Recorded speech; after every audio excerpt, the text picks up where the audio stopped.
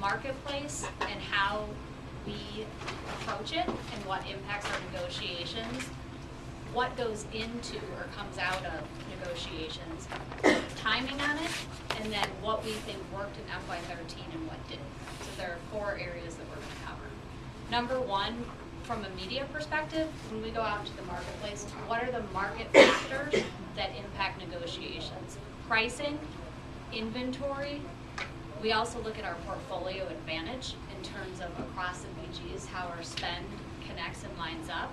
We look at long-term relationships as well. The biggest thing, though, that we have to keep in mind is that we are going out and buying media not only to reach and connect with consumers, but to drive a business group goal. So those are marketplace parameters, and those are also parameters that we keep in mind from an internal perspective. I just want to set the context that I don't really feel like Windows should be paying for any of these apps because our brand brings a lot to the table. We're going to give them millions of users like tomorrow. I will get into, you are correct. There are areas where we have impact and influence, and there are areas that are marketplace driven where we do not have impact and influence. And in looking at FY13, we have a couple of examples in terms of what worked and what didn't, and I'll get to that in my last point. So how are we going to use our leverage to build more apps?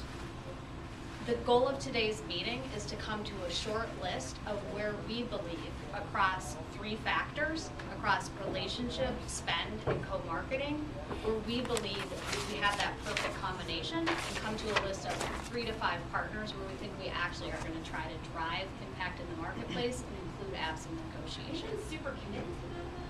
Do we have to like here? How squishy is this? And when do they tell us that?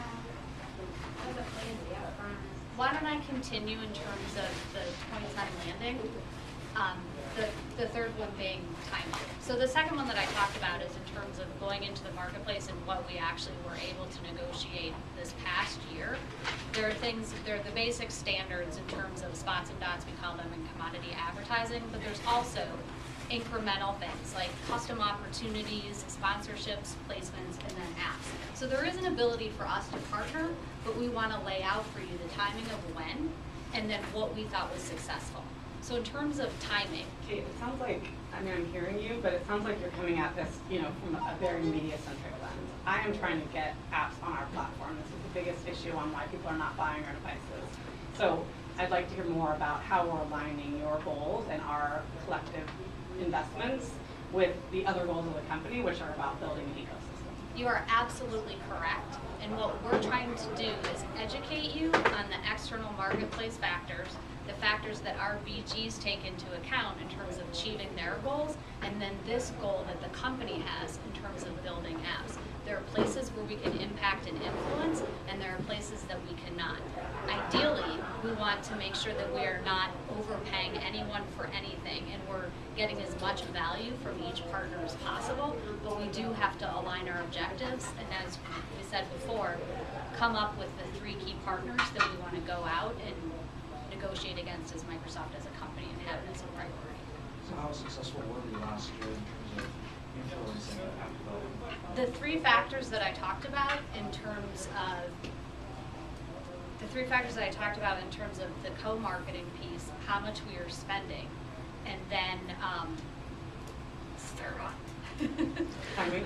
and then timing. Those all play into it. We were slightly successful. We think we can potentially, if we are more focused, get more for less. But there are some partners where we are not going to be able to move the needle, even though it is a priority for Microsoft, because we don't have that marketplace leverage. So the answer is mixed. We're successful in some, but not in all. The other thing that we want to take into account today, and what I would like agreement upon in this room, is that we do not have anyone going out and developing contracts without getting media consultation from all the different stakeholders who might have to apply the media into a plan and execute. So Kate, what have we learned in this past year that we want to apply in our approach to next year? Well, You know what, Kate, let me answer that for you if you don't mind. So we've learned a couple of really important things. Actually, do you want to jump in with what we've learned? Yeah, absolutely. I think we've learned that we're spending $50 million with some partners that aren't developing apps on our platform. That's a problem.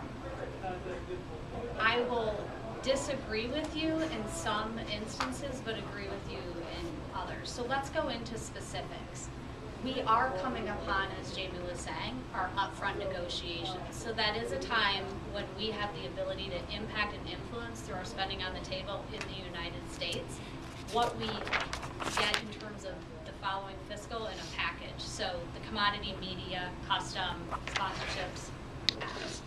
So the I'm still trying to figure out what we learned, and we're gonna apply moving forward. I'm going to stop you there too.